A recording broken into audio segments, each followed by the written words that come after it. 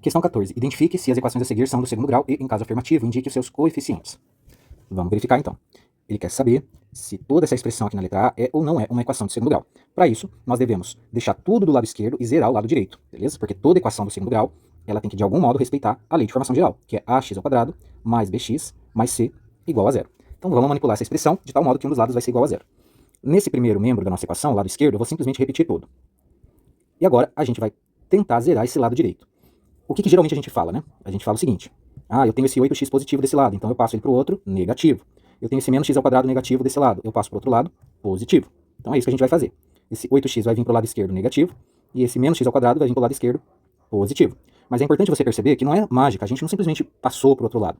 O que nós fizemos, na verdade, foi o seguinte: em cada lado da nossa equação, a gente subtraiu 8x e somou x².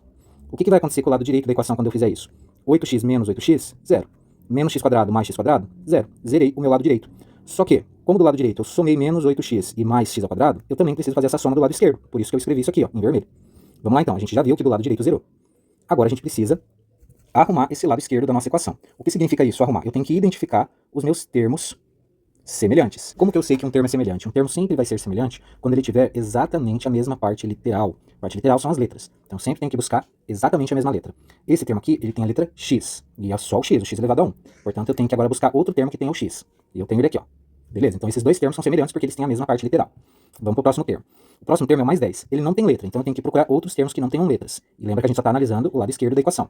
Do lado esquerdo não tem mais nenhum termo que é só número. Beleza, então só o mais 10. Agora, vamos ver o próximo, ó, menos x². Então eu tenho que procurar outro termo que tenha x² também. E só o x², hein? E aqui tá, ó, eu tenho outro termo. Reconhecido os termos semelhantes, nós podemos reescrever a nossa equação na ordem adequada. Qual que é a ordem adequada? Sempre os termos de maior expoente, nós devemos escrevê-los por primeiro, beleza? Então vamos começar ali. Menos x² mais x². Depois, mais 3x, lembra lá que não aparece, mas a gente sabe que é positivo. Menos 8x. E por fim, mais 10. Tudo isso é igual a zero. Veja que eu não fiz conta nenhuma, eu só reescrevi a minha equação. Agora sim eu vou poder fazer as contas. Se eu devo x² e tenho x², isso aqui é a mesma coisa que zero. Se eu tenho 3x e perco 8x, eu tenho menos 5x, uma dívida. E aqui simplesmente mais 10. Tudo isso é igual a zero. Não preciso escrever esse zero, então no fim eu vou obter menos 5x mais 10 é igual a zero. Isso daqui não obedece à lei de formação de equação de segundo grau. Como eu sei? Porque não tem nenhum termo com o x². Dito isso, eu sempre devo tomar cuidado com o seguinte caso. Se aparecesse algo assim, ó, eu teria que aplicar a distributiva, beleza? X vezes 2, 2x. X vezes x mais x² igual a zero. Ó, apareceu o meu termo. Então, se eu vejo algo escrito desse modo, como uma multiplicação de parênteses, eu tenho que aplicar a minha distributiva para verificar se não vai aparecer um termo ao quadrado, ok? Nesse nosso caso aqui, isso não foi necessário, porque não tem nada ali multiplicando parênteses. Então, na letra A, nós podemos afirmar que não é uma equação de segundo grau. Vamos para a letra B, então. Mais uma vez, nós vamos passar todo mundo que está do lado direito da equação para o lado esquerdo, e a gente só vai passar invertendo os sinais para a gente agilizar a nossa resposta. Então aqui, do lado direito, eu só vou reescrever o que tem aqui, e vou passar todo mundo que está do lado direito para o lado esquerdo com o sinal invertido. Então esse menos 3x vai para o lado esquerdo como mais 3x, e esse mais 5x² vai como menos 5x². Tudo isso tem que ser igual a zero, porque eu tirei todo mundo daqui e pus para o outro lado. Agora vamos analisar os termos semelhantes. Ó, aqui eu tenho um termo com x elevado a 1, vamos ver se tem outro termo assim. Tem aqui, ó.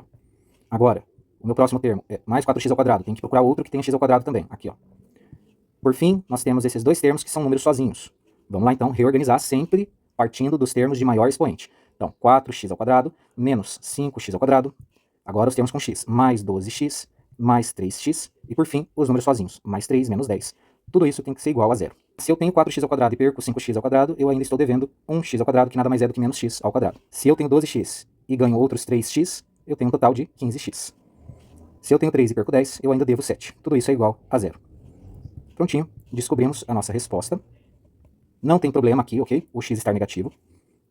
E a gente consegue perceber que ele obedece à regra de formação, ok? Eu tenho um termo com x², que é esse primeiro termo aqui. O a é igual a menos 1, beleza? Eu tenho o termo com o x, que é esse segundo termo aqui. O b é igual a 15. E eu tenho o termo c, que é igual a menos 7. Então, é uma equação de segundo grau.